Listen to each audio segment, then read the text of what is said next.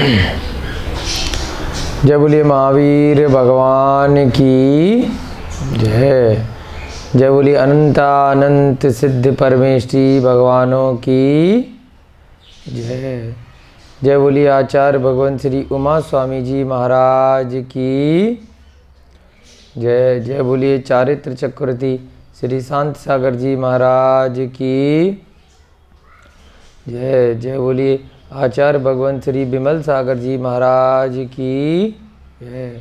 जय बोलिए श्वेत पिच्छाचार्य श्री विद्यानंद जी महाराज की जय। सभी को जय जिनेन्द्र, जय दुचड़ंदो। हम सभी लोग तत्वासूत्र के 7वें अध्याय का अध्ययन कर रहे हैं। 105 कक्षाएं अब तक आपकी हो चुकी हैं। आज हम 106 नंबर की कक्षा यहाँ पर करने जा रहे हैं। 32 सूत्र आपके पूरे हो चुके हैं।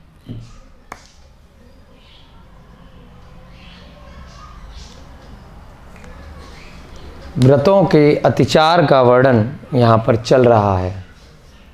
अनर्थ दंड व्रत के क्या क्या 5 अतिचार होते हैं, इसकी चर्चा कल के सूत्र में की गई थी। प्रतिदिन की भांति आज की कक्षा प्रारंभ करने से पहले अभी तक जो 32 सूत्र किए हैं उनका वाचन करेंगे। उससे पहले सभी लोग मिलकर के एक साथ मंगलाचरण करेंगे। सभी लोग हाथ जोड़ लीजिए और साथ साथ मिलकर के दोहराएंगे। मोक्ष मार्गस्य नेतारम भेतारं कर्म भूव्रता ज्ञातारं विश्वतत्त्वानां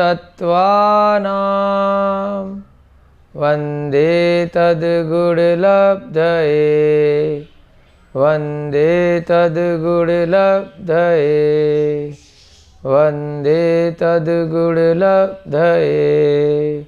जय बोलिए आचार्य भगवान श्री उमा स्वामी जी महाराज की जय हो। चलिए हम सभी लोग 7वां अध्याय पढ़ेंगे। हिंसा नृत स्तेया ब्रह्म परिग्रहेभ्यो विरति व्रतम तत्सैथ्यार्थम भावना पंच पंच वांग मनोगुप्तीर्यादान निक्षेपण समित्यालोकितपान भोजनानि पंच क्रोध लोभ भीरुत्व हास्य प्रत्याख्यानान्य नुवीची भाषणम च पंच शून्यागार विमोचितावास परोपरोधाकरण भैक्ष शुद्धि सधर्मा विसंवादा पंच स्त्री राग कथा श्रवण तन मनोहरांग निरीक्षण पूर्वरतानुस्मरण व्रस्येष्ट रस स्वशरीर संस्कार त्यागा पंच मनोज्ञा मनोज्ञेन्द्रिय विषय राग द्वेष वर्जनानि पंच हिंसा दिशविहा मूत्रापाया वध्य दर्शनम दुःखमेव वा मैत्री प्रमोद कारुण्य माध्यस्थ्यानि च सत्व गुणाधिक क्लिश्यमाना विनयेषु जगत काय स्वभावौ वा संवेग वैराग्यार्थम प्रमत्त योगात् प्राण व्यपरोपणम हिंसा असद विधान मनृत्तम अदत्ता दानम स्तेयम मैथुनम ब्रह्म मूर्छा परिग्रह निःशल्यो व्रती अगार्य नगारश्च अणुव्रतो अगारी दिग्देशानर्थ दंड विरति सामायिक प्रोषधोपवासोपभोग परिभोग परिमाणा तिथि संविभाग व्रत संपन्नश्च मारणांतिकीं संलेखनाम जोषिता शंका कांक्षा विचिकित्सा निदृष्टि प्रशंसा संस्तवा सम्यक दृष्टेरतिचारा व्रतशीलेषु पंच पंच यथाक्रमम् बंध वदच्छेदत्तादि भारारोपण न पान निरोधा। मिथ्योपदेश रहो व्याख्यान कूटलेख क्रिया न्यासापहार साकार मंत्र भेदा। स्तेन प्रयोग तदाहता दान विरुद्ध राज्यातिक्रम हीनाधिक मानोन्मान प्रतिरूपक व्यवहारा। पर विवाह करणे त्वरिका परिग्रहीता परिग्रहीता गमनानंग क्रीड़ा काम तीव्रा विनिवेशा। क्षेत्र वास्तु हिरण्य सुवर्ण धन धान्य दासी दास कुप्य प्रमाणातिक्रमा। ऊर्ध्वाधस्त्यर्य व्यतिक्रम क्षेत्र व्यद्धि स्मृत्यंतराधानानि। आनयन प्रेष प्रयोग शब्द रूपानुपात पुद्गल क्षेपा। कंदर्प कौतिकुच्च मौखर्या समीक्षाधिकरणो पभोग परिभोगा नर्तकियानी। इस प्रकार से हमने 32 सूत्र कल तक की कक्षा में किए। अब एक बार पुनः कल की कक्षा में जो हमने कुछ सूत्र किए थे उसका जल्दी से हम लोग रिवीजन करेंगे, दोहराएंगे। व्रतों का अतिचार का वर्णन चल रहा है। दिग्व्रत का वर्णन आपने परसों की कक्षा में देखा था कि जीवन भर की जो सीमा बनाई थी उसका हम किस प्रकार से दिशाओं का उल्लंघन यदि करते हैं तो उन व्रतों में कभी कभार अतिचार लग जाया करते हैं। तो उसमें कौन कौन सी दिशाएं देखी थीं? ऊर्ध्व माने ऊपर की, ये तो 31वां सूत्र था कि कौन कौन सी दिशाएं देखी थी हमने दिग्व्रत में? ऊर्ध्व यानी कि ऊपर की दिशा। उसके बाद अधो माने नीचे की कितनी हमने दिशा देखी थी, कितनी नीचाई तक हम जा सकते हैं, कितनी ऊंचाई तक जा सकते हैं। त्रियग यानी कि जिस धरातल पर हम रह रहे हैं उस धरातल पर कितनी दूरी तक हम जा सकते हैं। उसके बाद क्षेत्र की वृद्धि कर लेना यानी कि जो सीमा बनाई थी उसको जरूरत पड़ने पर बढ़ा लेना। स्मृत्यंतराधानानि यानी कि जो सीमा बनाई कुछ समय बाद उसको भूल जाना। जहाँ पर वो अगर लिखे भी रखा था तो कहाँ लिख के रखा था यही भूल जाना। तो ये सब दिग्व्रत की यानी कि दिशाओं की जो सीमा बनाई थी जीवन पर्यंत के लिए उसके अतिचार थे। 31वां सूत्र जो फिर कल हमने देखा कौन सा? देशव्रत। जो हमेशा की सीमा बनाई थी उसमें से समय के अनुसार छोटी छोटी प्रतिदिन की, प्रति घंटे की, मास की, पक्ष की इत्यादि की सीमा बनाना। तो उसके कैसे अतिचार लगते हैं? आनयन प्रेष प्रयोग शब्द रूपानुपात पुद्गल क्षेपा। आनयन माने जो आज की हमने सीमा बनाई कि आज हम इस घर से बाहर नहीं निकलेंगे, कोई कार्य नहीं है तो हमें पुण्य ज़्यादा मिलेगा, छुट्टी का दिन है। तो और क्या हुआ? ज़रूरत पड़ गई तो खुद तो हमने सीमा बना रखी है, किसी और से इशारे के द्वारा बाहर से वस्तु मंगवा ली, शहर की सीमा रख ली। अब दूसरे शहर में कोई और जा रहा है उसको बोल के वहाँ से कोई वस्तु मंगवा ली, तो वो क्या कहलाता है? आनयन। दूसरा क्या शब्द था? प्रेष प्रयोग।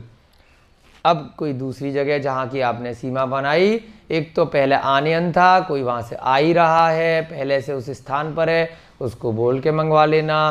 प्रेष प्रयोग कहलाता है कि स्वयं किसी को भेजा, स्पेशली कर्मचारी को भेज दिया, मित्र को भेज दिया कि हम वहाँ पर नहीं जा सकते, हमने तो आज की सीमा बना रखी है या इस महीने की हमने सीमा बनाई हुई है, तो एक काम कीजिए, आप ये काम जा कर के कर दीजिए, वहाँ चले जाइए, वहाँ से ये चीज़ ले आइए या यह कार्य करके आ जाइए। तो उसे क्या कहते हैं?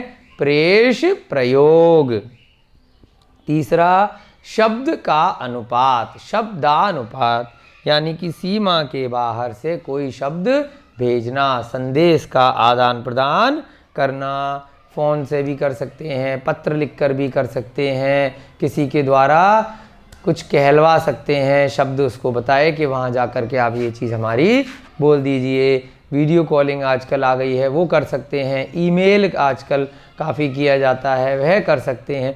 तो ये सब क्या कहलाएंगे? सीमा के बाहर यदि आप किसी भी प्रकार का शब्द के द्वारा संदेश भिजवाते हैं तो वह भी आपके व्रतों में अतिचार कहलाता है। यदि आपने देश व्रत कुछ समय के लिए लिया है, अब थोड़े समय के लिए ही तो लिया है व्रत, और उसमें भी आप उसमें क्या कर रहे हैं? आप संयम का पालन नहीं कर पा रहे हैं, तो इससे क्या फायदा? इससे अच्छा ना लेते।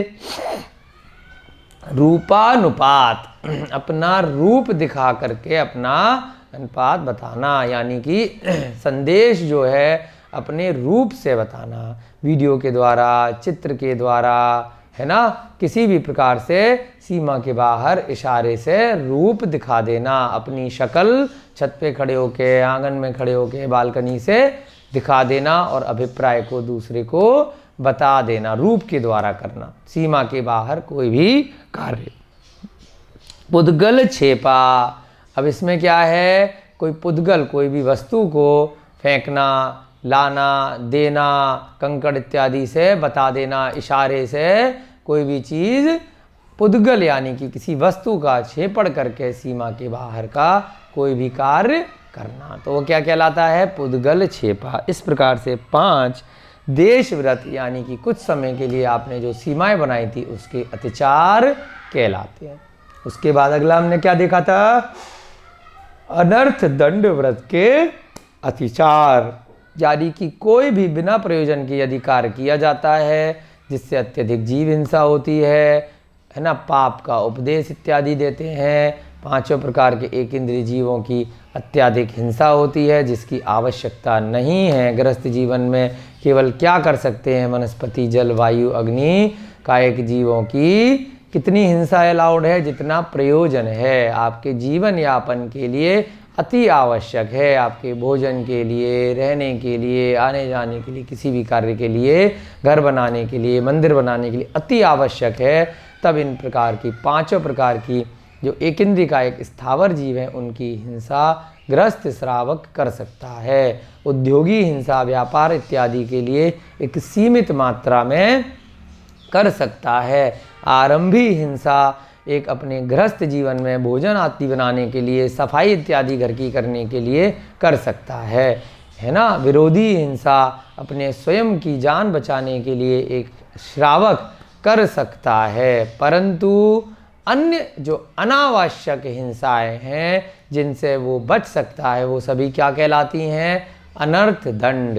तो ऐसा जब श्रावक व्रत ले लेता है कि मैं बिना प्रयोजन के किसी को भी दंड नहीं दूंगा, मैं अपने जीवन यापन के लिए कोई भी ऐसे कार्य नहीं करूंगा जिनसे अत्यधिक सूक्ष्म जीवों की या त्रस्कायिक जीवों की हिंसा हो, तो यदि उनमें अतिचार लगता है तो किस प्रकार से 5 प्रकार से अतिचार लग सकता है, तो वो है ये 32वें सूत्र में बताया है। कंदर्प, कंदर्प यानी कि बेमतलब में, हास्य परिहास में अपशब्द बोलना। अपनी बात को वैसे भी हम कर सकते हैं, ज़रूरत से ज़्यादा हंसी मजाक करना, है ना, और उसमें भी क्या करना कि गाली दे दे के बात करना, है ना, अपशब्द बोलना, कटु शब्द बोलना जिससे सामने वाले को दुख पहुँचे या ना पहुँचे, लेकिन ये सब क्या कहलाएगा? अनर्थ दंड, क्योंकि जिसकी आवश्यकता ही नहीं थी, आपने ज़बरदस्ती क्या किया? अपशब्द, कटु शब्द अपनी बातों बातों में बोले। तो एक वाणी का संयम व्रती के लिए अति आवश्यक है, तो उसको बिल्कुल भी कंदर्प नहीं करना चाहिए। कौत कुच्च यानी कि अपशब्द भी बोल रहा है और अपने शरीर से, हाथों से, अपने भावों से, अपनी आँखों से गलत इशारे भी कर रहा है। अपशब्द तो बोल ही रहा है और साथ साथ क्या कर रहा है? असभ्य इशारे भी कर रहा है, तो वो क्या कहलाता है? कौत कुच्च। तो ये भी व्रती को नहीं करना चाहिए, नहीं तो क्या बन जाता है? अनर्थ दंड व्रत का अतिचार बन जाता है। तो व्रती को हमेशा इन बातों का ध्यान रखना है। मौखर्य यानी कि ज़रूरत से ज़्यादा बिना प्रयोजन के अत्यधिक बोलना, है ना। बहुत ज़्यादा बोलते हैं कुछ लोग, तो उसमें क्या होता है? उनकी बात की वैल्यू ही ख़त्म हो जाती है। एक बात को कम शब्दों में अधिक महत्व के साथ में बोलना। कल आपको उदाहरण दिया था, अगर किसी को कहीं पर भाषण देना है तो मजबूरी है, किसी को कहीं पर क्लास लगानी है, पढ़ाना है तो मजबूरी है ना। कोई आवश्यक कार्य इत्यादि ऐसा है जहाँ पर उन्हें बोलना पड़ रहा है तो मजबूरी है। अगर बिना प्रयोजन के वो बोले चले जा रहे हैं जिससे कि किसी का कोई आपके ना तो आत्मा का कल्याण होना है ना ही किसी अन्य का कल्याण होना है, तो ये सब क्या कहलाता है? अनर्थ दंड। ठीक है, तो मौखर्य का भी आपको विशेष ध्यान रखना है। सीमित मात्रा में ज़रूरत पड़ने पर ही उतना ही बोलिए जितनी आवश्यकता है।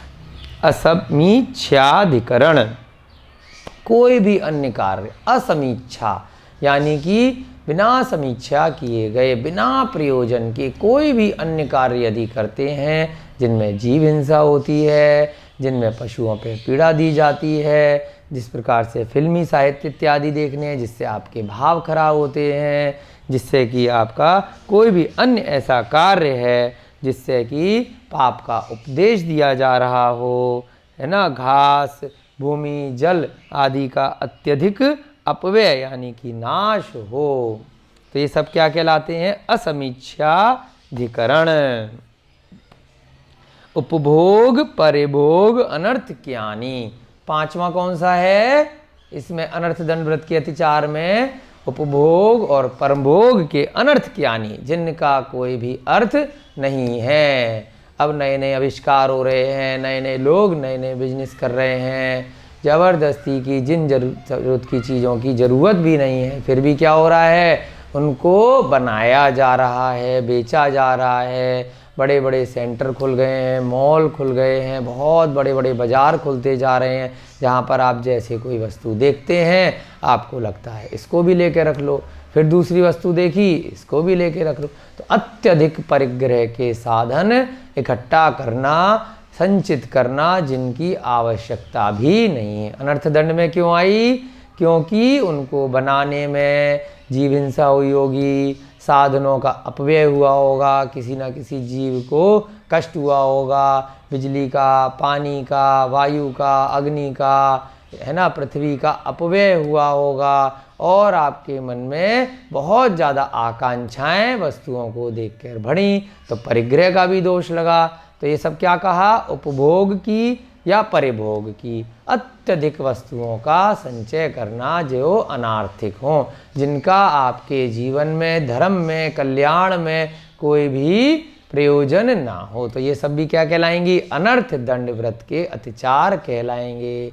एक वाहन की ज़रूरत है 50 वाहन खरीद लेना, है ना, थोड़े से वस्त्रों की ज़रूरत है बहुत ज़्यादा वस्त्रों का संग्रह कर लेना, थोड़े से भोजन सामग्री की ज़रूरत है बहुत ज़्यादा मंगा लेना, फिर उसके बाद वह सड़ जाना, खराब हो जाना, उसका कोई उपयोग भी नहीं होना, तो वो सब क्या कहलाएगा? अनर्थ दंड। ठीक है, आगे का सूत्र आज हम करने जा रहे हैं कौन सा? सामायिक व्रत के अतिचार यानी कि 33वें नंबर का सूत्र। सबसे पहले तो आपको याद करना है सामायिक क्या बताया था व्रतों में? हमें प्रतिदिन कुछ ना कुछ समय के लिए ध्यान लगाना, अपनी आत्मा का ध्यान लगाना या स्वाध्याय करना, है ना, मंत्रों का जाप करना, मंदिर में पूजा इत्यादि करना, जब आप संसार के बाकी सांसारिक कार्यों से कुछ समय के लिए दूर हट जाएं, है ना, मौन का धारण करके जितने भी आपके परिवारीजन हैं, मित्रजन हैं, व्यापार है, आपकी लौकिक शिक्षा का अध्ययन है, उस सब से दूर हटके ये अलौकिक ज्ञान में आप प्रविष्ट करें। तो वह सब क्या कहलाता है? सामायिक, यानी कि समता भाव, सभी जीवों पर बिल्कुल समता रखना, अपनी आत्मा और शरीर को अलग मान करके इस पूरे 3 लोक के बारे में विचार करना, 84 लाख योनियों में किस प्रकार से ये जीव अनादिकाल से जन्म मरण करता हुआ आया है, उसका विचार करना, उसका ध्यान करना। उससे क्या होता है? सबसे अधिक कर्मों की निर्जरा होती है। आगे के अध्यायों में हम निर्जरा का वर्णन करेंगे। अभी तक हम क्या सीख रहे हैं? कर्मों का आश्रव कैसे होता है और वो किस प्रकार से फिर हमारी आत्मा के साथ बंध जाते हैं। उस आश्रव को कम करने के लिए ही यहाँ पर इस अध्याय में व्रतों की चर्चा चल रही है। आश्रव के बाद क्या आएगा? बंध, और उसके बाद जब बंध गए तो वहाँ से फिर आपको संवर करना है, किस प्रकार से उन कर्मों को आने से रोकना है, और रोकने के बाद में धीरे धीरे उन कर्मों को समाप्त करना है, आत्मा से झड़ाना है। वह सब क्या कहलाती है? निर्जरा, यानी कर्मों का आत्मा से अलग होना।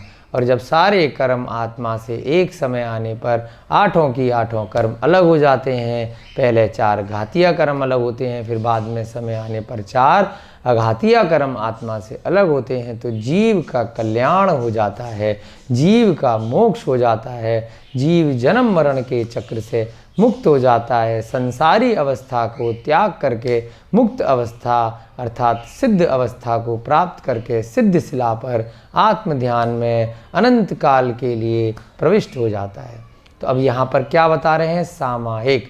सामायिक अर्थात ऐसा समता भाव धारण करना जिसमें अत्यधिक कर्मों की निर्जरा हो। सबसे ज़्यादा कर्मों का झड़ना किस काल में होता है? सामायिक काल में होता है। पहले भी आपको जब हमने प्रतिमाओं का वर्णन किया था या गुण स्थानों की चर्चा की थी तो वहाँ पर भी बताया था कि इस पंचम काल में भी जो छठा सातवां गुण स्थान होता है, तो छठे गुण स्थान में तो निर्गंथ मुनि प्रवेश कर जाते हैं, परंतु जब वो सामायिक काल में होते हैं तो वो सप्तम गुण स्थान में भी कभी कभार पहुंच जाते हैं। तो सामायिक सबसे ज़्यादा महत्वपूर्ण है, चाहे गृहस्थ श्रावक हो चाहे महाव्रती हो, यानी कि अगारी और अनगारी हमने 2 प्रकार से पढ़े थे। गृहस्थ श्रावक को अगारी और अनगारी माने जो निर्ग्रंथ अवस्था में, दिगंबर अवस्था में जो महाव्रती हैं। तो सामायिक दोनों के लिए आवश्यक बताया गया है ना। अभ्यास के तौर पे 1 बार 2 बार 3 बार दिन में सामायिक काल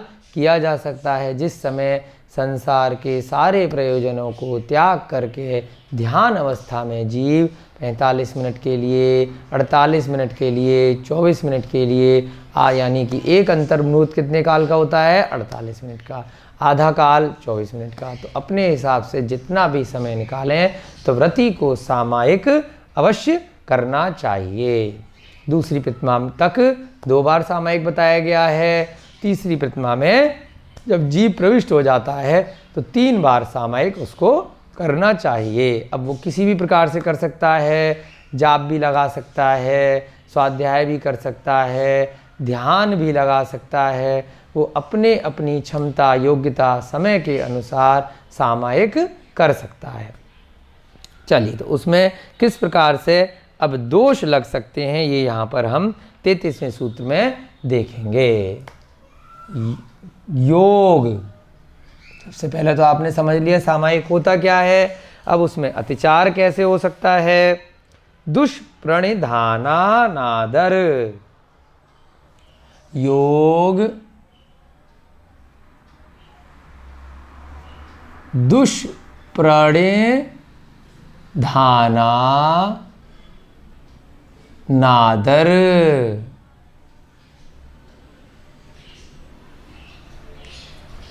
उसके बाद स्मृत्य नुपस्थानानि। स्मृत्य नुपस्थानानि।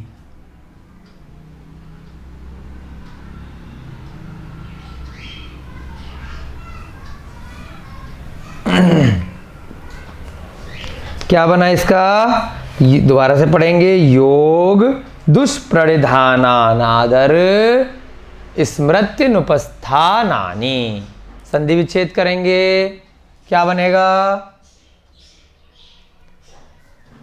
योग फिर दुष्प्रणिधान यहाँ तक, उसके बाद अनादर, फिर स्मृत्य नुपस्थानानि। पहले भी इस प्रकार से शब्द आया है। पिछले सूत्र में क्या आया था? आपके 30वें नंबर के सूत्र में भी आया था, स्मृत्य अंतराधानानि, यानी कि स्मृति से भूल जाना। वही अर्थ यहाँ पर है स्मृत्युनुपस्थानानि में भी, कि स्मृति से भूल जाना। अब क्या भूल जाना? योग। योग का वर्णन पहले कई बार आया है, पिछले अध्याय में भी आया है। योग का मतलब क्या होता है? मन, वचन और काय की प्रवृत्ति को योग कहते हैं। मन से, वचन से यानी कि वाणी से, काय यानी कि शरीर से कोई भी कार्य किया जाए, इन तीनों प्रकार के सम्मिश्रण को यदि एक शब्द में बोला जाए तो क्या कहलाता है? योग कहलाता है। तो वही योग अब यहाँ पे 3 बन गए। कैसे? मन से, वचन से, कार्य से। क्या करना? दुष्प्रणिधान अनादर, यानी कि दुष्प्रवृत्ति करना, विषय से अन्यत्र प्रवृत्ति करना। अनादर यानी कि बिना उत्साह के कोई भी कार्य करना। तो इसके योग के साथ में, यानी कि तीनों प्रकार के योग के साथ में, मन दुष्प्रणिधान, वचन दुष्प्रणिधान और काय दुष्प्रणिधान, इस प्रकार से क्या बन गए?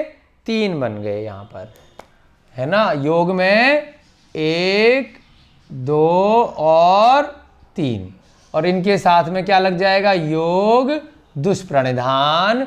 मन, योग दुष्प्रणिधान का मतलब क्या हुआ? मन दुष्प्रणिधान, वचन दुष्प्रणिधान और तीसरा काय दुष्प्रणिधान। ये 3 हो गए यहाँ तक।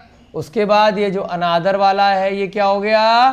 4, और फिर ये स्मृति निस्पंधानी वाला क्या हो गया? 5। इस प्रकार से ये 5 क्या होते हैं? अतिचार होते हैं। किसके अतिचार होते हैं? यहाँ पर जो हमने देखा सामायिक के, यानी कि इनका अर्थ देखेंगे कि आप सामायिक काल में बैठे हैं, मन कहीं और लग रहा है, काम धंधे की याद आ रही है, किसी से टेलीफोन करना है, मेल करना है, घर गृहस्थी की समस्याएं जो चल रही हैं, व्यापार की जो समस्याएं चल रही हैं, किसी से जो लेन देन करना है, ध्यान में बैठे हैं, आत्मा का ध्यान कर रहे हैं, 3 लोक का अपन स्वाध्याय कर रहे हैं, कुछ भी विचार कर रहे हैं, कैसे इस जीव का कल्याण करना है, भगवान की वंदन कर रहे हैं। बीच में क्या आ गया ध्यान में? काम धंधा, सांसारिक बातें ध्यान में आ रही हैं, तो क्या कहलाता है? मन दुष्प्रणिधान, यानी कि मन की दुष्प्रवृत्ति, जो विषय सोचा था, जिस विषय का ध्यान लगा रहे थे, मन को जहाँ जिस केंद्र पर हम एकाग्रचित कर रहे थे, लेकिन ध्यान कहाँ जा रहा है? दूसरी जगह पे जा रहा है, तो क्या कहलाता है? मन का दुष्प्रनिधान, यानी कि विषय के अतिरिक्त बातों पर मन का ध्यान लगाना। यहाँ स्वाध्याय कर रहे हैं, क्लास में बैठे हैं, तत्वार सूच चल रहा है, लेकिन ध्यान कहीं और लगाना, तो वो क्या कहलाएगा? एकाग्रचित्ता नहीं करना, दुष्प्रणिधान। दूसरा वचन का दुष्प्रणिधान। अब सामायिक कर रहे हैं, ध्यान लगा रहे हैं, बीच बीच में बातचीत कर रहे हैं, अचानक से कोई बात याद आ गई, किसी को बुलाया और उसको कोई बात बोली और फिर ध्यान में बैठ गए, है ना। चाहे व्रती हो या महाव्रती हो, सामायिक के बीच में बोलना नहीं है। जितनी देर का भी सामायिक का नियम लिया है, आधे घंटे का, 1 घंटे का, कोई भी बात हो गई तो बोलना नहीं है। चाहे भूकंप आ जाए, कोई त्रासदी हो जाए, कहीं कुछ भी बड़ी से बड़ी समस्या आ जाए, कोई गेट पर आ जाए, कोई बेल बजाए, कोई टेलीफोन की घंटी बजाए, लेकिन सामायिक काल के बीच में बातचीत नहीं करना। यदि करते हैं तो क्या कहलाएगा? अतिचार। उसके बाद यदि लगा कि बहुत गलत किया, ऐसा हमें नहीं करना चाहिए था, तो आपने आत्मग्लानि करी, उसका प्रायश्चित लिया, तब तक अतिचार है। लेकिन रोज रोज ऐसा ही कर रहे हैं, सामायिक कर भी रहे हैं क्योंकि नियम ले रखे हैं, और सामायिक के बीच में कोई कार्य आ गया तो उठ के चल दिए, बातचीत कर ली, ये सब अतिचार। तीसरा काय का योग, यानी कि काय से दुष्परिधान करना। अब सामायिक के बीच में उठ के चल देना, अभी मन नहीं लग रहा, थक गए, उसके बाद यहाँ बैठ के सामायिक कर रहे थे, 5 मिनट बाद वहाँ बैठ गए, उसके बाद कहीं और चले गए, तो घूमते रहना सामायिक काल में ध्यान लगाने के नाम पर, तो वह सब क्या कहलाता है? काय का दुष्प्रधान, यानी कि स्थान बार बार बदलना सामयिक काल में। ठीक है, शरीर से बार बार कुछ भी कार्य करना, हिलना डुलना, सामान को इधर उधर रखना, ध्यान भी लग रहा है, इधर से कोई चीज़ इधर रख ली उधर रख ली, तो आपका ध्यान बटेगा, तो आप एकाग्रचित नहीं हो पाएंगे। आपकी आत्मा का कल्याण ऐसे नहीं हो सकता, कर्मों की निर्जरा नहीं हो पाएगी। तो ये सब क्या कहलाएंगे? एक एक करके तीनों के साथ में दुष्प्रणिधान, यानी कि दुष्प्रवृत्ति, जो कार्य सामायिक में करना था उसके अतिरिक्त अन्य कार्यों में प्रविष्ट होना। उसके बाद अगला क्या है? चौथा, अनादर, यानी सामायिक काल में अनादर करना, बिना उत्साह के करना। अब नियम ले लिया है तो इसलिए आधा घंटा ज़बरदस्ती बैठना है, 1 घंटा बैठना है, लेकिन उत्साह नहीं है, ध्यान बिल्कुल भी नहीं है, ज़बरदस्ती बिना भावों के सामायिक करना, अज्ञान के साथ में सामायिक करना, पता ही नहीं है कि सामायिक काल में करना क्या है ना, सम्यक ज्ञान है नहीं, आपने स्वाध्याय पहले से किया नहीं है, तो पहले स्वाध्याय बहुत ज़रूरी है, आपको सम्यक ज्ञान लेना बहुत ज़रूरी है। आचार्यों ने क्या क्या बातें बताई हैं वह सुनना समझना और उसी के अनुसार सामायिक करना चाहिए। नहीं तो क्या है, सामायिक में उत्साह के रहित सामायिक करेंगे तो अनादर कहलाएगा। स्मृत्युनुपस्थानानि, अगला क्या है? स्मृत्युनुपस्थानानि, जैन सामायिक में जो कार्य करना था, जो ध्यान लगाना था, जो आपको जाप लगाना था, जो स्वाध्याय करना था, जो पूजा करनी थी सामायिक में ध्यान अवस्था में, वह सब भूल जाना। कैसे भूल जाना? अब किसी की स्मृति बेचारे की कम है तो उसमें तो दोष नहीं है, उसका पूर्व जन्मों की वजह से उसका स्मृति कम है, लेकिन यदि प्रमाद के कारण से भूल रहे हैं, ध्यान इधर उधर है, पता ही नहीं है, आपने अभ्यास ही नहीं किया, तो वह सब क्या कहलाएगा? अतिचार कहलाएगा, क्योंकि आपने जो भी स्मृति थी उसमें प्रमाद किया, एकाग्रता नहीं करी, सामायिक का पाठ आप भूल गए, तो वह सब सामायिक काल में दोष लगाएगा। स्मृत्युनुपस्थानानि, यानी कि स्मृति से भूल जाना। चलिए एक एक करके लिखते हैं। योग, योग का मतलब मन वचन काय की प्रवृत्ति को योग कहते हैं, है ना, मन वचन और काय। मन वचन और काय क्या कहलाता है? योग कहलाता है। अब योग के साथ में क्या लग गया? योग दुष्प्रणिधान। तो इसका क्या अर्थ बन गया? मन दुष्प्रणिधान, वचन दुष्प्रणिधान और तीसरा काय दुष्प्रणिधान। इसका क्या अर्थ बना? मन दुष्प्रणिधान, दूसरा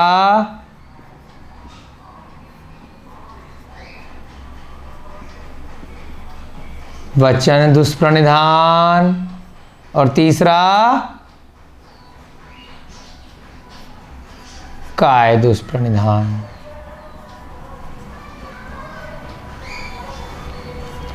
अब दुष्प्रणिधान का क्या मतलब था? विषय से अन्यत्र प्रवृत्ति करना, दुष्प्रवृत्ति। योग का अर्थ लिख लिया आपने। उसके बाद दूसरा शब्द क्या है यहां पर?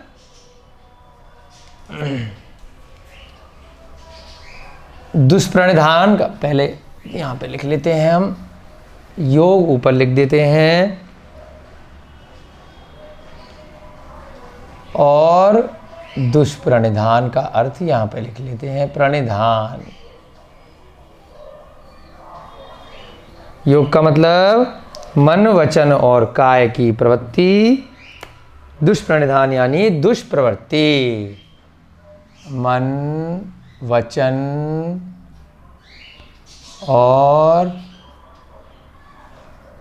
काय। दुष्प्रणिधान यानी दुष्प्रवृत्ति, यानी कि विषय के अन्यत्र प्रवृत्ति करना, वह क्या कहलाती है? मन वचन काय की प्रवृत्ति, विषय के अन्यत्र प्रवृत्ति करना।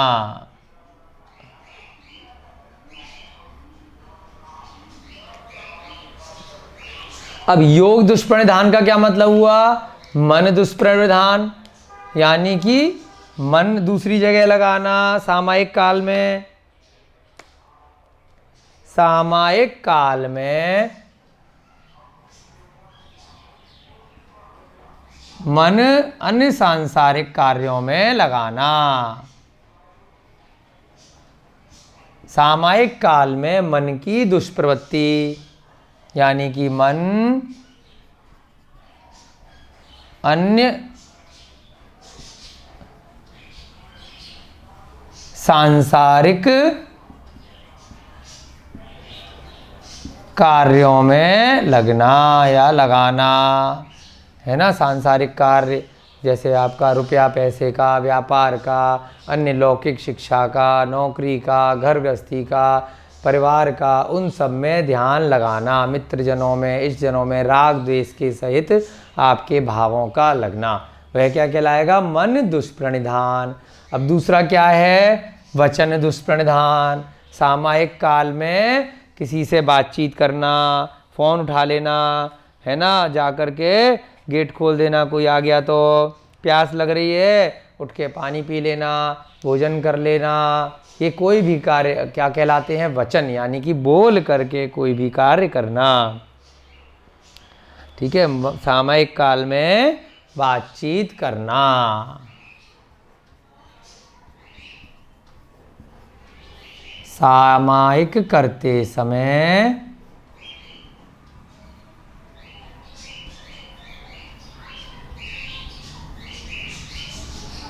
उसके बाद तीसरा क्या है?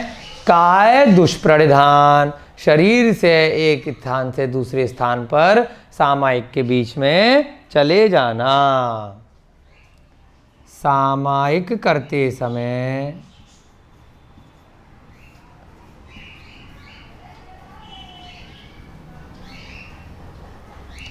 है ना, स्थान बार बार स्थान बदलना,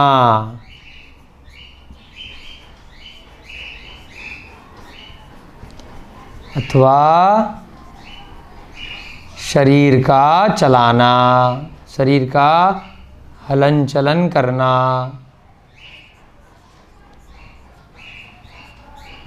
बार बार बहुत ज़्यादा हिलना डुलना, है ना, इधर उधर करना, तो ये ध्यान अवस्था में बिल्कुल एकाग्रचित होकर, जैसे कि अरिहंत भगवान की प्रतिमा होती है उस प्रकार से, चाहे आप पद्मासन में ध्यान लगाएं, चाहे खड्गासन में ध्यान लगाएं, एक मुद्रा में हमेशा एकाग्रचित होकर के सामायिक करना चाहिए। उसके बाद अगला शब्द क्या है? अनादर। 3 हो गए आपके ये, कैसे? 1, 2 और 3। चौथा क्या है? अनादर।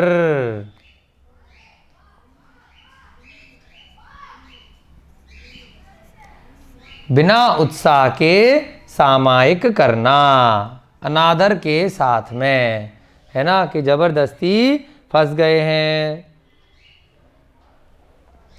उत्साह से रहित होकर,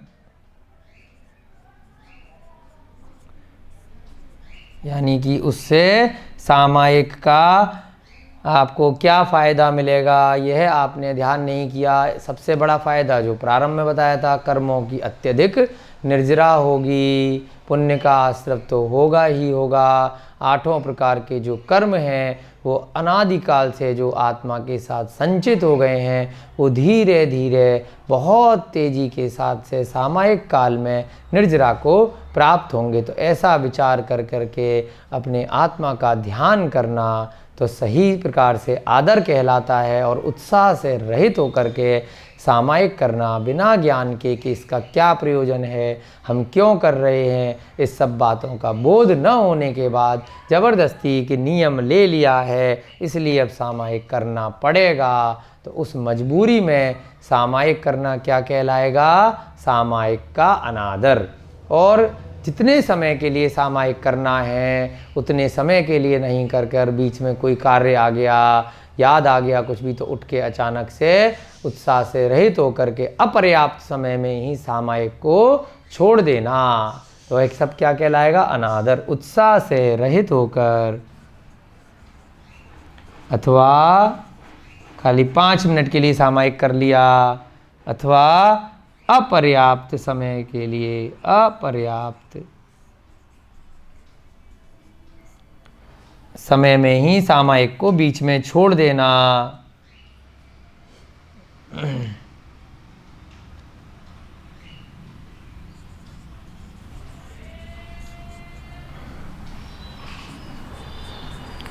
ये सब सामायिक के अनादर कहलाते हैं।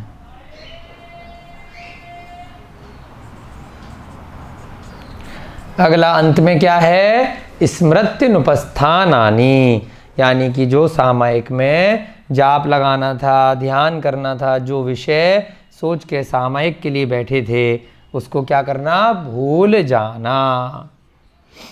स्मृत्युनुपस्थानानि, उपस्थानानि।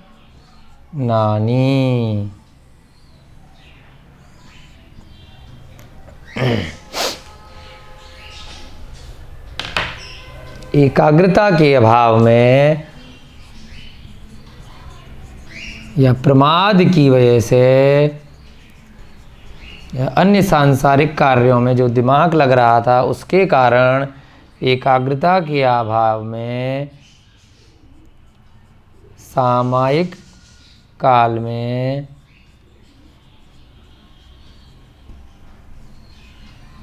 जो ध्यान लगाना था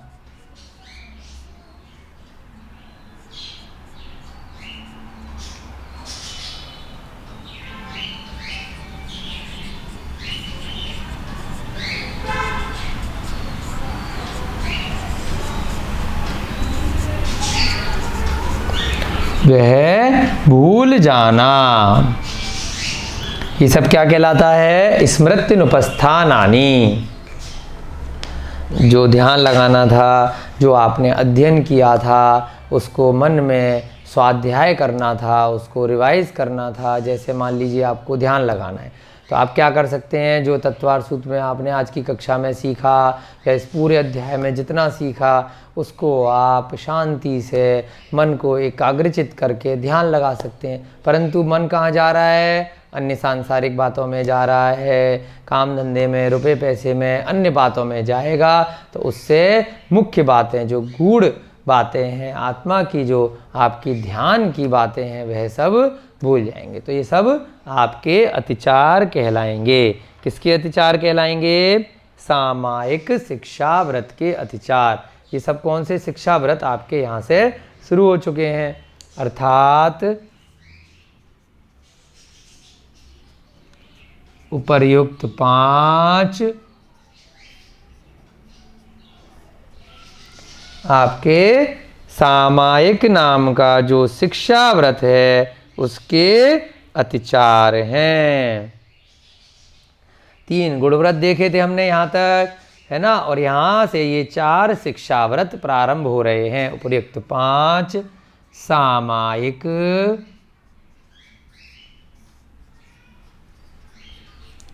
शिक्षा व्रत के अतिचार हैं। आगे आपकी बात समझ में है? अगला कौन सा व्रत आने वाला है? प्रोषधोपवास। अब प्रोषधोपवास को जल्दी से रिवाइज कर लीजिए। प्रोषधोपवास का क्या मतलब था?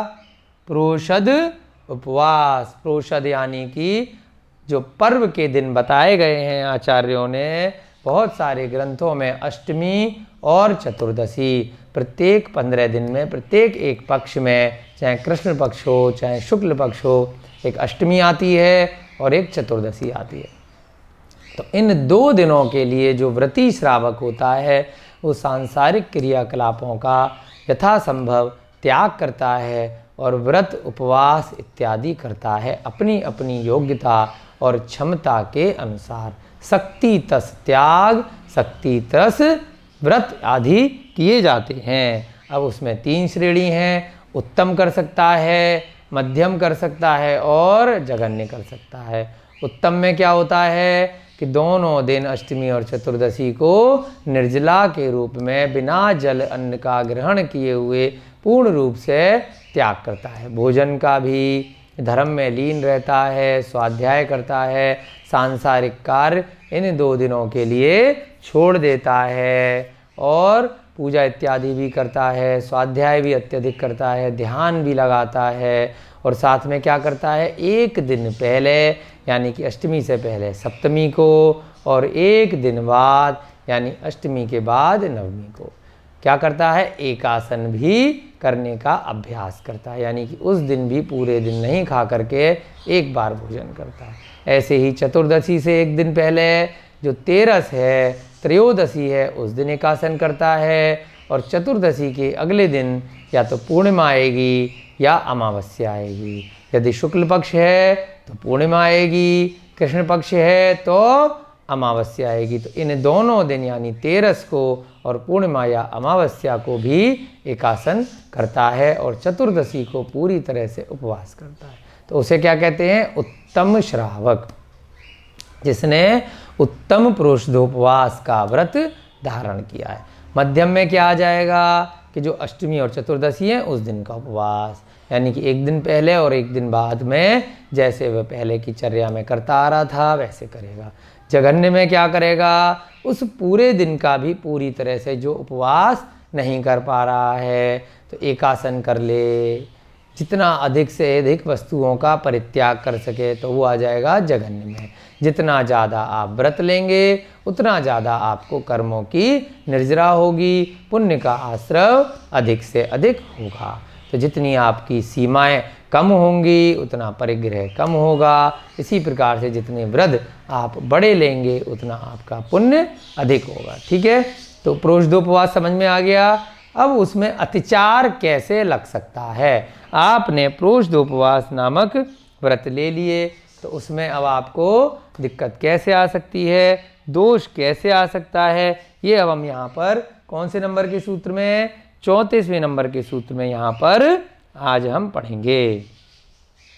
यहाँ से मिटा दें आपके लिए, 33वां सूत्र ऊपर से मिटा देते हैं, सूत्र लिख लेते हैं 34वें नंबर का। सबसे पहले प्रत्येक व्रत के अतिचार जानने से पहले व्रतों को साथ साथ आपको रिवाइज करना आवश्यक है। जब व्रत पता होगा तभी उसमें कैसे अतिचार लग सकता है वो समझ में अच्छे से आएगा। अप्रत्यवेक्षिता, 34वें नंबर का सूत्र है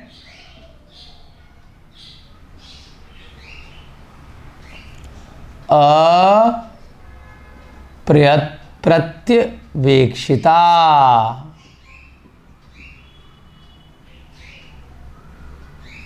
अप्रत्यवेक्षिता प्रमार्जितोत्सगादान, प्रमार्जितो,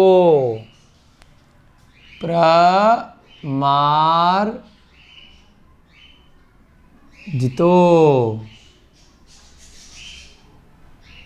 क्या पढ़ेंगे, अप्रत्यवेक्षिता प्रमार्जितो सर्गादान, सर्गात आधात सर्गा दान, प्रमार्जितोत्स सर्गा दान, संस्तरोप क्रमणानादर, संस्तरोप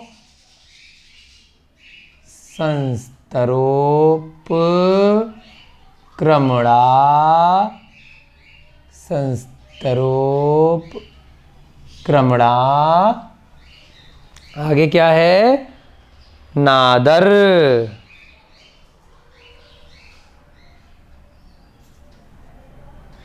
और अंत में जो शब्द पिछले सूत्र में आया था स्मृत्युनुपस्थानानि, वह शब्द यहां पर भी आया है, स्मृत्युनुपस्थानानि,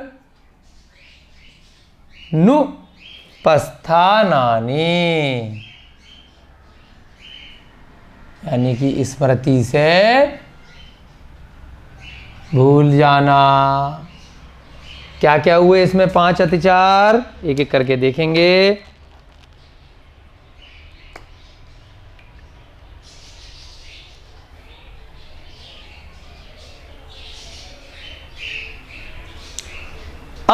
अप्रत्यवेक्षित,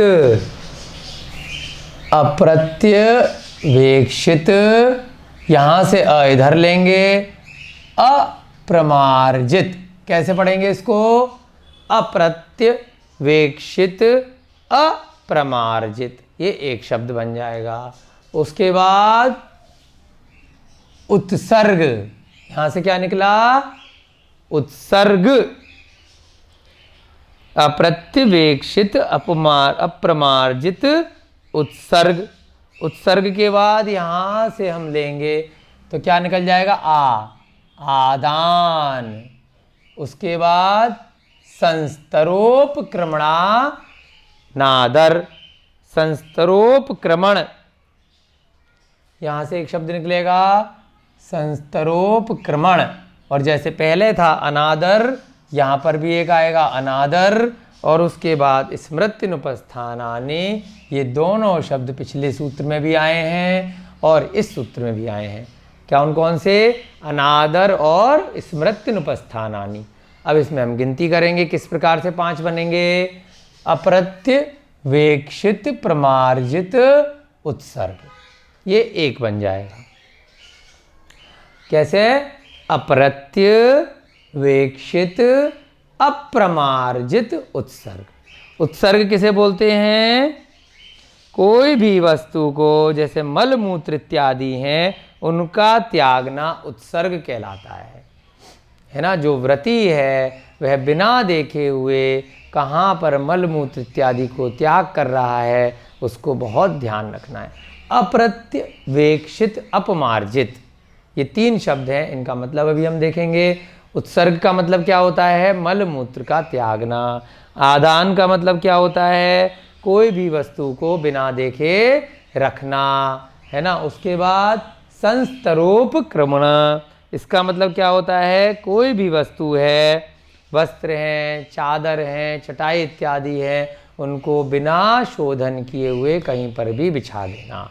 अब ये शब्द कहाँ से निकले, बिना अपमार्जित किए हुए, बिना शोधन किए हुए, अप्रत्यवेक्षित अपमार्जित। अप्रत्यवेक्षित अपमार्जित का मतलब क्या होता है, बिना देखे, बिना शोधन किए हुए। अप्रत्य बिना देखे, अपमार्जित बिना शोधन किए हुए। यानी कि जो व्रती है वह किसी भी स्थान पर बैठेगा तो पहले वहाँ का क्या करेगा, मार्जन करेगा। जैसे महाव्रती हैं, आपने उनके पास पीछी देखी होगी, तो वो पुस्तक भी खोलते हैं तो पीछी से पहले उसको साफ़ करते हैं, कोई चींटी इत्यादि, कोई छोटे छोटे जीव ना हो। जिस भी आसन पर वो बैठते हैं तो वहाँ पीछी से उसको साफ़ करते हैं। अगर किसी ऐसे स्थान पर चल रहे हैं जहाँ जीव ज़्यादा हो सकते हैं, संभावना है, तो वह वहाँ पर चलने से पहले पीछी से पहले मार्जन करते हुए धीरे धीरे आगे चलते हैं। पूर्ण रूप से ईर्या समिति का पालन करते हुए 4 हाथ आगे की भूमि को देखते हुए चलते हैं। तो अप्रत्यपेक्षित क्या हो गया, अप्रत्यवेक्षित और अपमार्जित, यानी बिना देखे चलना, नीचे देख के नहीं चलना। कोई भी कार्य करना है, उसको कुछ भी भोजन इत्यादि करना है तो उसमें देखना नहीं कि कोई बाल तो नहीं है, कोई जीव तो नहीं है, अभक्ष पदार्थ तो नहीं है, ऐसे ही कुछ भी खा लेना। कहीं पर भी बैठ जाना बिना देखे हुए, बिना जीवों को हटाए हुए, वो सब क्या कहलाता है, शोधन। माने कोई भी चीज़ खाने से पहले उसको देखना, शोधन करना। कि कोई ऐसा पदार्थ तो नहीं है जो खाने योग्य नहीं है, कोई जीव उसके अंदर तो नहीं है, कोई बाल इत्यादि तो नहीं है जिससे अंतराय भी हो सकता हो। तो वह सब क्या कहलाते हैं? अप्रत्यवेक्षित और अप्रमार्जित। और साथ में क्या लगा दिया?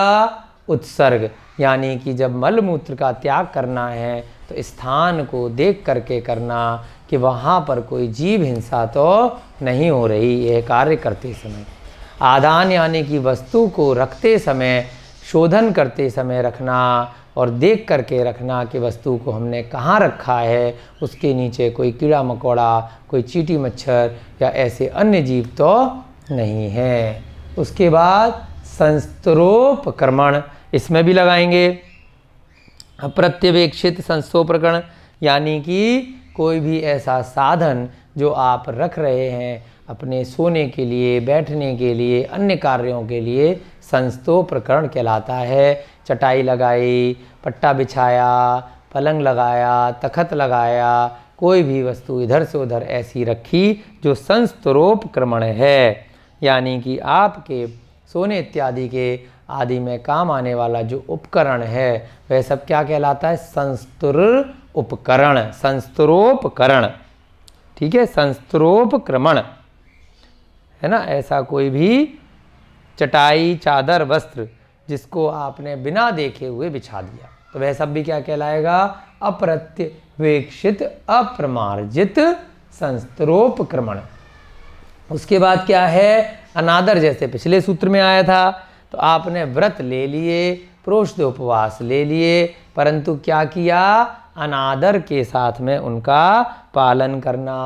उत्साही नहीं है, भूख से परेशान हैं, व्याकुल हैं, लग रहा है कि क्यों फालतू में आज का व्रत ले लिया, कुछ भोजन करने की इच्छा कर रही है, तो ये सब अनादर कहलाएगा। स्मृत्युनुपस्थानानि, यानी कि स्मृति से अष्टमी चतुर्दशी की तिथि को भूल जाना, कैलेंडर पुस्तक नहीं रखना जिससे कि समय से पहले कल हमारा उपवास है तो वह पहले से आपके ज्ञान में रहे, आपको उस उपवास के दिन क्या कार्य करने हैं, क्या कार्य नहीं करने हैं, ये ध्यान रहना चाहिए। नहीं ध्यान रहा तो स्मृति से भूल जाना अतिचार है। आपने गलती से उस दिन उपवास नहीं किया, कई बार तिथियों का क्षय हो जाता है या एक तिथि बढ़ जाती है, आपने कैलेंडर इत्यादि में नहीं देखा, आप भूल गए, उपवास करना भूल गए, अपने अन्य कार्यों में प्रतिदिन की भांति लिप्त रहे, तो क्या करेंगे? आप उसमें आत्मग्लानि कर सकते हैं।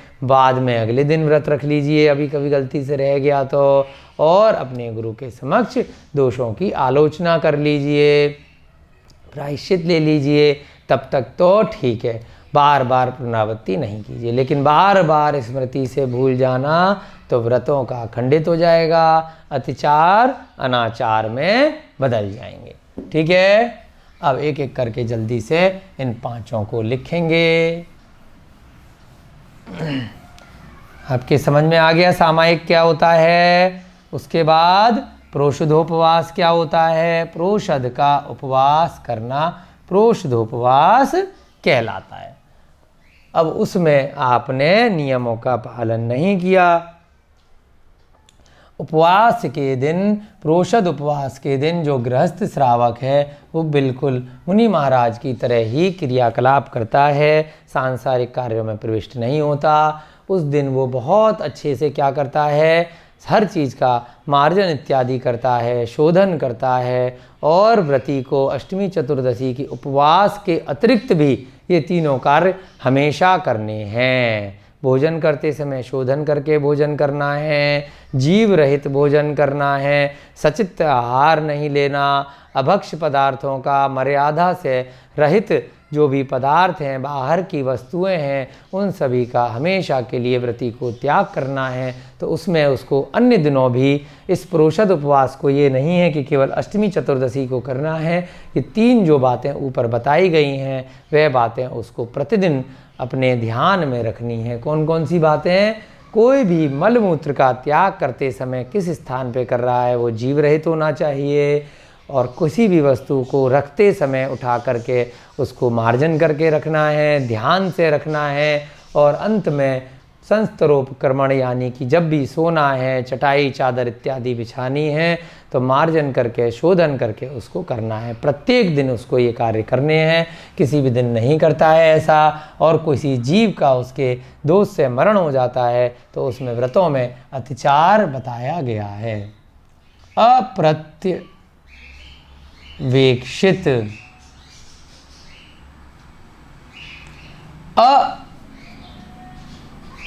अप्रमार्जित, ये हम तीनों में लगाएंगे। किस किस में?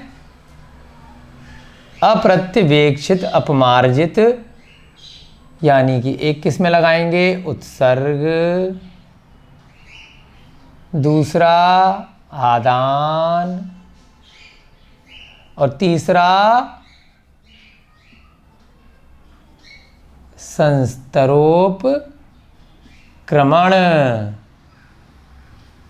इन तीनों में लगेगा तो क्या बन जाएगा? अप्रत्यवेक्षित अप्रमार्जित उत्सर्ग, अप्रत्यवेक्षित अपमार्जित आदान, अप्रत्यवेक्षित अप्रमार्जित संस्तोपक्रमण।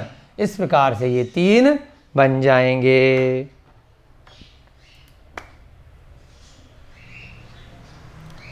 अप्रत्यवेक्षित अपमार्जित का क्या मतलब है? बिना देखे, और दूसरा बिना शोधन किए हुए।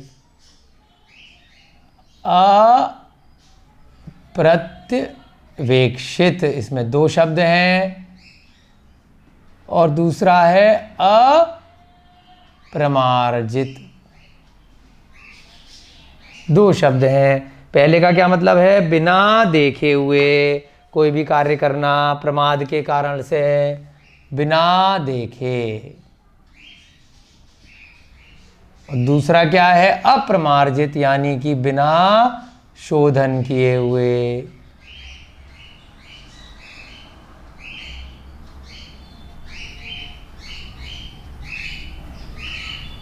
भोजन इत्यादि करना, कोई भी कार्य ऐसा करना कि जिसमें शोधन नहीं किया। अब इनके साथ में उत्सर्ग लगा देंगे तो क्या बन जाएगा? बिना देखे, बिना शोधन किए हुए मलमूत्र, कफ इत्यादि का त्यागना।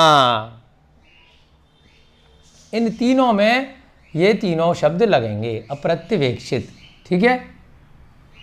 बिना देखे, बिना शोधन के मलमूत्र इत्यादि का त्याग करना। बिना देखे, बिना शोधन के। कफ भी मलमूत्र की तरह से ही आता है, कहीं पर भी थूक देना। मलमूत्र कौमा कफ इत्यादि का त्याग करना। उचित स्थान पर यह कार्य नहीं करना, उसे क्या कहते हैं? अप्रत्यवेक्षित अप्रमार्जित उत्सर्ग। दूसरा क्या है? बिना शोधन किए, बिना देखे किसी भी वस्तु को एक स्थान से दूसरे स्थान पर रखना। कोई भी सामान को ऐसे ही अलमारी को सरका दिया, मेज को कहीं का कहीं कर दिया, कोई भी वस्तु को उठा के फेंक दिया। नीचे कोई जीव हो सकता था, कोई चींटी हो सकती थी, कोई अन्य व्यक्ति हो सकता था। ऊपर से सामान को नीचे चौथी मंजिल से नीचे फेंक देना, नीचे किसी का नुकसान हो जाना। नीचे कोई व्यक्ति है, कोई पशु है, उसके ऊपर वो पत्थर गिर जाना, वो सामान गिर जाना। तो नीचे बिना देखे कोई भी वस्तु को उठा करके फेंकना, वह क्या कहलाएगा? आदान। बिना देखे, बिना शोधन के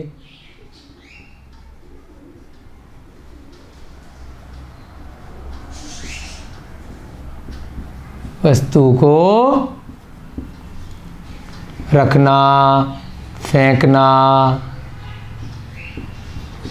ये भी दोष है। उसके बाद अप्रत्यवेक्षित अप्रमार्जित संस्तरोपक्रमण, इसका क्या अर्थ निकलेगा? कोई भी चटाई है, चादर है, वस्त्र है, उसको बिना देखे, बिना शोधन के रखना या बिछाना। कोई भी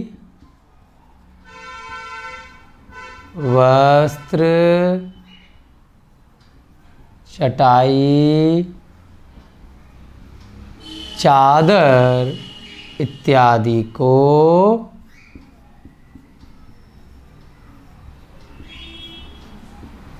बिना देखे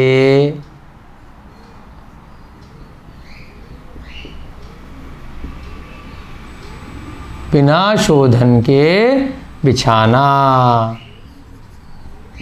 कोई भी पलंग ऐसी जगह लगा दिया, देखा ही नहीं नीचे कौन से जीव हो सकते हैं, कोई हो सकता है, तो कहलाएगा अप्रत्यवेक्षित अप्रमार्जित उत्सर्ग आदान और संस्तोपक्रमण। तो कैसे बन गए ये? 1, 2 और 3। इन तीनों के आगे क्या लगाएंगे हम? अप्रत्यवेक्षित अप्रमार्जित उत्सर्ग। यहाँ आप लिख सकते हैं, इनका मतलब तीनों में लगेगा। पहला क्या बन जाएगा? अप्रत्यवेक्षित अप्रमार्जित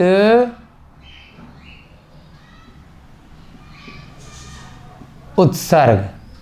दूसरा क्या बन जाएगा? सब में लगाएंगे। अप्रत्यवेक्षित अप्रमार्जित का मतलब बिना देखे बिना शोधन करे। अप्रत्यवेक्षित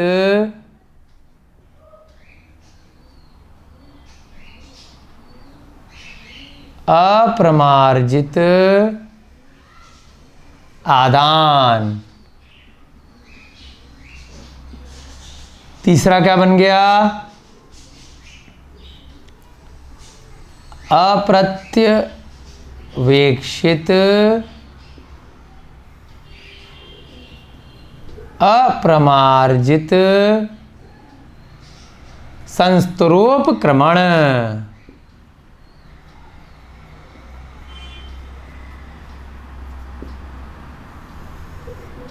इस प्रकार से ये इन तीन शब्दों से बन जाएंगे।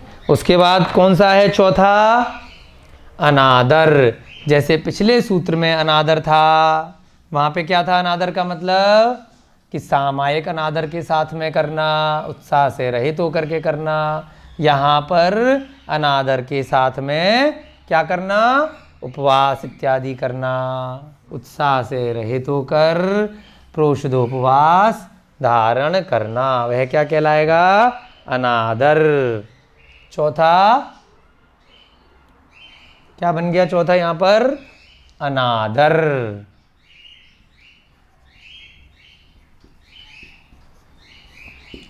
यानी कि उत्साह से रहित होकर किसी मजबूरी में उपवास करना।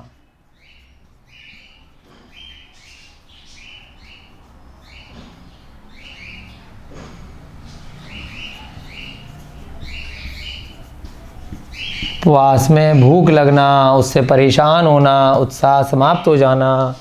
पांचवा क्या है? स्मृत्युनुपस्थानानि। यहाँ पर भी आएगा जो पिछले सूत्र में आया था, स्मृत्युनुपस्थानानि, यानी कि उपवास की तिथि को स्मृति से भूल जाना। उपवास में क्या कार्य करना था ये भूल जाना। उपवास की तिथि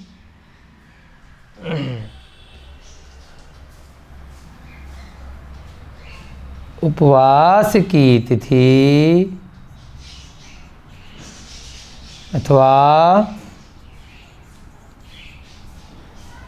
उपवास में जो आवश्यक कार्य करने थे, उपवास के आवश्यक कार्य, उपवास के, अब तिथि तो याद है लेकिन भोजन कर लिया, उपवास रखना था, आवश्यक कार्यों को स्मृति से भूल जाना। ये सब क्या कहलाएंगे? स्मृत्युनुपस्थानानि। अनुपस्थानानि, यानी कि ये 5वां अतिचार आपका प्रोषदोपवास का कहलाता है। अर्थात उपर्युक्त 5 प्रोषदोपवास के अतिचार हैं। अर्थात उपर्युक्त 5 प्रोषदोपवास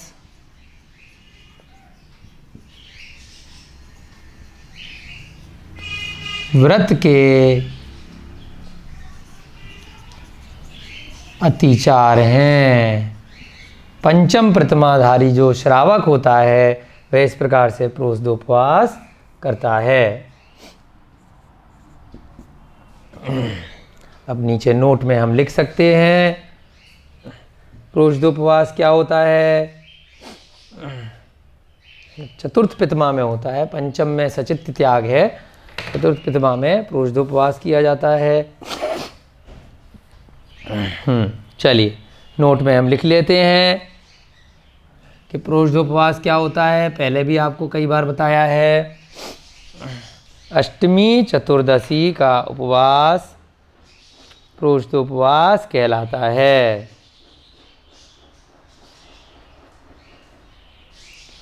ना। अष्टमी पर्व के दिन अर्थात अष्टमी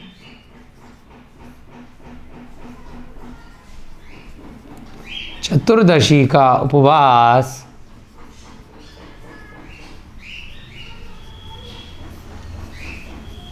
प्रोषद उपवास कहलाता है।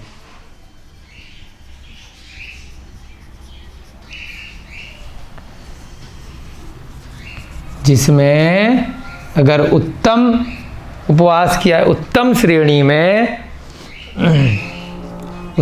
में क्या करना होता है। जिसमें उत्तम श्रेणी के उपवास में अष्टमी से एक दिन पहले और एक दिन बाद, चतुर्दशी से एक दिन पहले और एक दिन बाद एकासन किया जाता है। जिसमें उत्तम श्रेणी में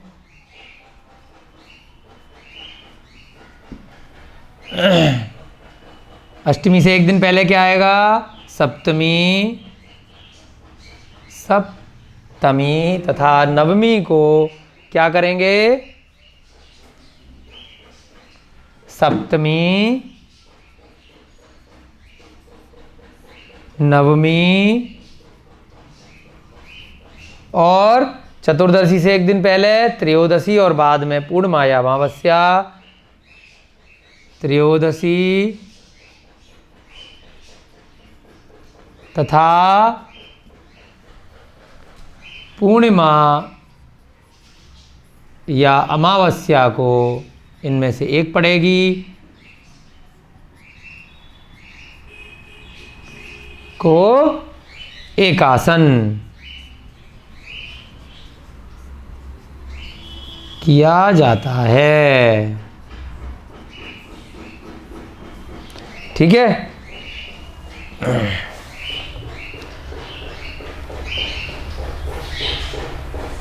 अब यदि व्रती को क्या हुआ, व्रत के समय भूख से व्याकुल हो गया, उस वजह से उसने कोई भी ऐसे कार्य किए तो उसमें व्रती को दोष लग सकता है। तो कई बार पूछते हैं जैसे व्रत ले रखा है तो साता वेदनीय कर्म के उद्देश्य से साता है या असाता है, तो व्रती को हमेशा क्या करना है, साता ही रहना चाहिए, सुख में रहना चाहिए। व्रतों से उसको सुख की अनुभूति होनी चाहिए, ना कि भूख से व्याकुल होकर के दुखी होना चाहिए।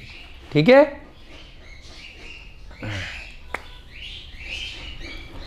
व्रत की वजह से भूख से व्याकुल, यहीं पर हम लिख सकते हैं, व्रत के दिनों में व्रती को भूख से व्याकुल नहीं होना चाहिए। व्रत के दिनों में व्रती को अब एक बार व्रत ले लिए तो भूख की व्याकुलता नहीं होनी चाहिए। व्रती को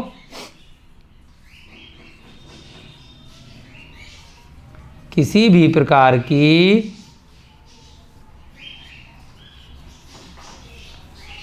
भूख इत्यादि की